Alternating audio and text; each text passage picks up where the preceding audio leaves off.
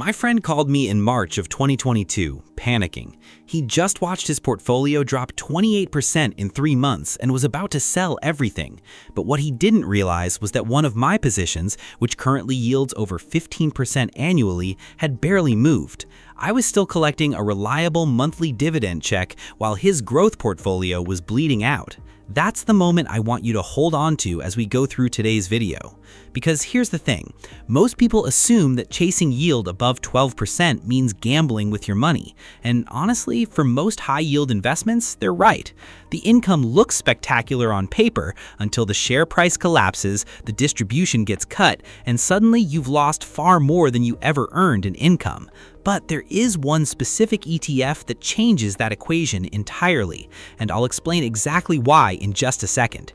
Today, we're going to cover what makes this ETF structurally different from every other 15% yielding option in the market right now, how it compares to its closest competitors side by side with the real current numbers, and why I'm personally building it into one of my largest positions.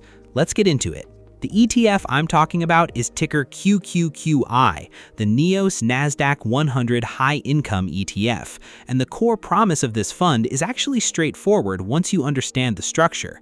You invest in the NASDAQ 100 index, the same stocks you'd find in QQQ, and the fund generates income by running an out-of-the-money covered call strategy layered on top of those holdings. In plain English, you own the upside of the biggest technology and growth companies in the world, and every single month, you collect an income check that currently yields 15.04% annually.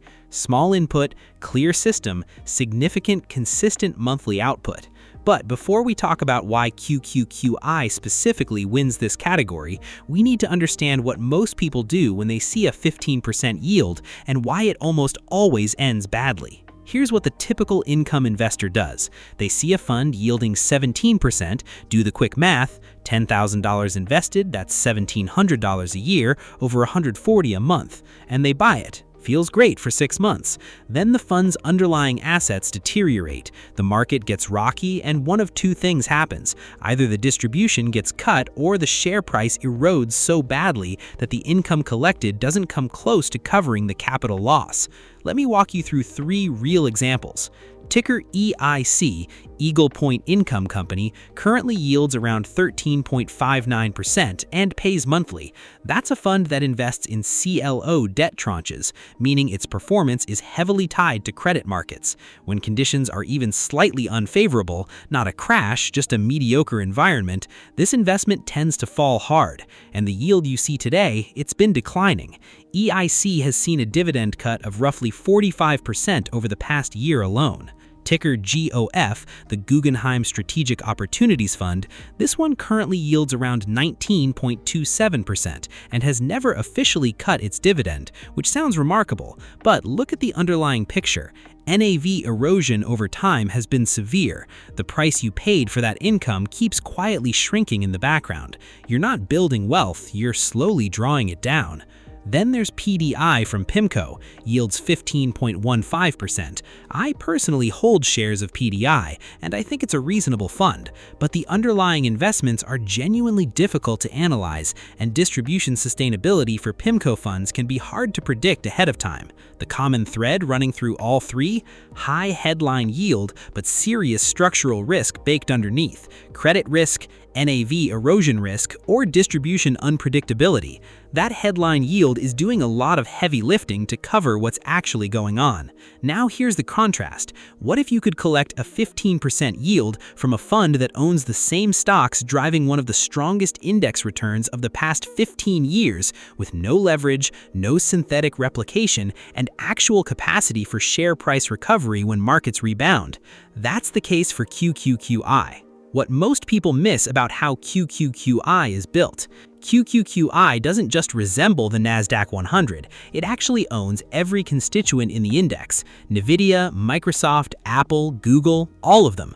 The fund uses real stock ownership, not synthetic replication like what YieldMax often does with its options-based products. That matters because synthetic products can drift from their index during volatile periods. QQQI tracks closely because it owns what it tracks. The expense ratio is 68 basis points. That's meaningfully lower than most covered call and options-based ETFs, which often run 75 to 99 basis points. At a 15% yield, every basis point in fees is money that should be in your pocket. And here's the tax detail very few people talk about. NEOS runs its option strategy using NDX index contracts, which qualify as Section 1256 contracts. That classification means 60% of gains receive long-term capital gains treatment regardless of holding period, and 40% short-term. That 60-40 blended rate is more favorable than what you'd typically get from standard covered call distributions, meaning more of that yield actually stays with you after tax. Real stock ownership, lower fees, tax-advantaged option structure. That combination is the structural edge. Let me go through each competitor with the actual current data so you can see exactly how QQQI stacks up. TDAQ, Tap Alpha Innovation 100 Growth and Daily Income ETF. This is the closest direct competitor to QQQI right now. Tap Alpha essentially built their fund to mirror what NEOS has done, right down to the identical 68 basis point expense ratio. Current yield on TDAQ is around 15.9%, slightly higher than QQQI, and at first glance, that sounds more appealing. But when you compare total performance, share price growth, dividend consistency, and recovery during market drawdowns, QQQI consistently comes out ahead over the long term. TDAQ does better during specific short windows, but the NEOS fund wins the full picture. For a covered call fund, that share price recovery when markets bounce is critical. Sacrificing it for a marginally higher yield is a trade most income investors regret. For reference, their SPY equivalent is ticker TSPY, which competes with NEOS's SPYI fund. GPIQ, Goldman Sachs NASDAQ 100 Premium Income ETF, has delivered better share price growth than QQQI. That part is true and worth acknowledging, but the yield drops to 10.75%. If you're an income investor, you're leaving over 4 full percentage points of annual yield on the table compared to QQQI. If total return matters more to you than income generation, GPIQ deserves a look, but for income-first investors, that gap is significant. IQQQ, ProShares NASDAQ 100 High Income ETF. This is the one that genuinely baffles me. Looking at the share price charts side by side, QQQI and IQQQ perform remarkably similarly. These two funds are neck and neck from a pure price perspective. But IQQQ currently yields 10.34%. That's roughly 31% less annual income for virtually the same price behavior. If two investments perform comparably, but one pays you materially more every month, the decision should be clear.